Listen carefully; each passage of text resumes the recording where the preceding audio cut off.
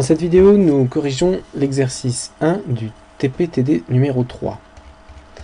Alors prenons cet exercice 1, un exercice de parcours de tableau. Alors dans ce programme, on doit réaliser cet exercice, on doit réaliser un programme qui demande à l'utilisateur d'entrer un nombre, de créer un tableau avec autant de cases que le nombre donné par l'utilisateur, de demander à l'utilisateur d'entrer les éléments de chaque case, et d'afficher l'indice du troisième multiple de 3. Première version, ce sera la version monolithique, et la seconde version devra être une version contenant une fonction qui prend d'entrée un tableau de nombres et qui renvoie l'indice du troisième multiple de 3. Alors voyons d'abord la version monolithique. Tout d'abord, demander à l'utilisateur d'entrer un nombre, créer un tableau avec autant de cases qu'il y a dans le nombre donné, et demander à l'utilisateur d'entrer les éléments de chacune des cases. Ces éléments devant être des nombres.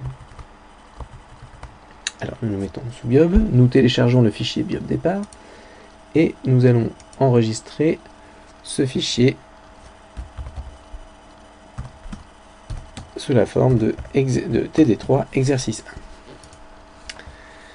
1. Alors, nous allons commencer notre programme avec la balise habituelle, puis nous allons demander à l'utilisateur d'entrer une valeur, d'entrer un nombre. Ce sera le nombre d'éléments. Entrer le nombre d'éléments du tableau.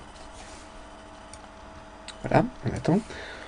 On va mettre le nombre entré qui est stocké comme d'habitude dans réponse. On va mettre ce nombre-là dans une variable.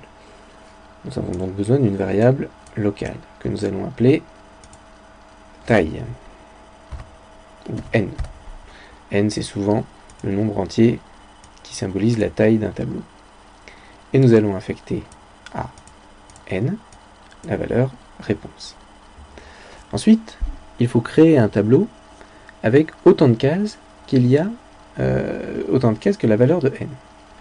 Donc pour ce faire, nous allons d'abord créer une variable tableau. On va l'appeler tab pour faire plus court. Et nous allons lui affecter la liste vide, le tableau vide, affecté à tab, la liste vide que nous prenons ici et auquel nous enlevons tous les éléments.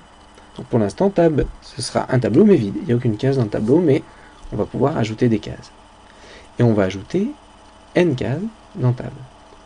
Comme c'est un tableau, on peut le faire, c'est un traitement répétitif. On va ajouter une case, puis l'autre, puis la troisième, etc., etc. Donc c'est un traitement répétitif. C'est pour cela qu'on va prendre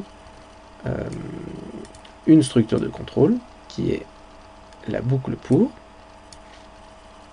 un entier i qui va de 1 jusqu'à, bien entendu, jusqu'à n, par pas de 1.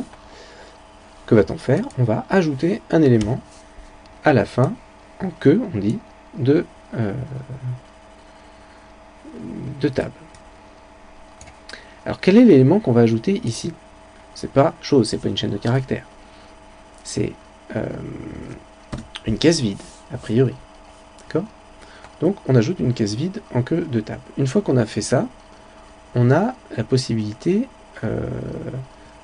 on a un tableau rempli avec n cases, mais chacune d'entre elles est vide. Elle peut accueillir une valeur, une chaîne de caractères ou autre.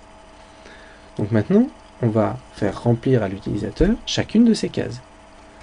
On va lui faire remplir avec une autre boucle, comme à chaque fois, ou comme très souvent, quand on manipule un tableau. Donc pour i allant de 1 à n, qu'est-ce qu'on va faire? On va demander à l'utilisateur d'entrer une valeur, puisqu'on veut que l'utilisateur remplisse les cases du tableau avec des nombres. Entrer un nombre. Qu'est-ce qu'on va faire? Ce nombre-là, on va l'affecter à la im case du tableau. D'accord? Donc on va remplacer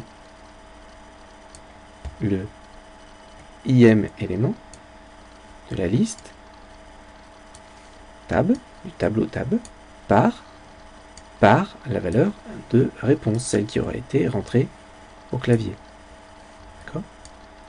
Alors, en fait, cette manière de faire là, une fois qu'on a rempli, donc cette manière de faire là nous permet de remplir le tableau, mais nous pouvons voir que nous avons deux boucles ici. Une qui crée des cases vides et une qui remplit des cases vides.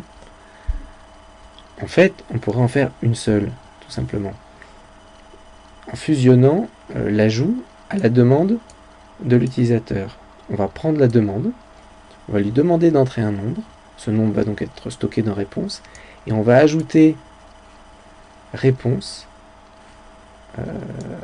directement en queue du tableau. Et comme ça, on évite une deuxième boucle. On fait tout dans une seule et même boucle.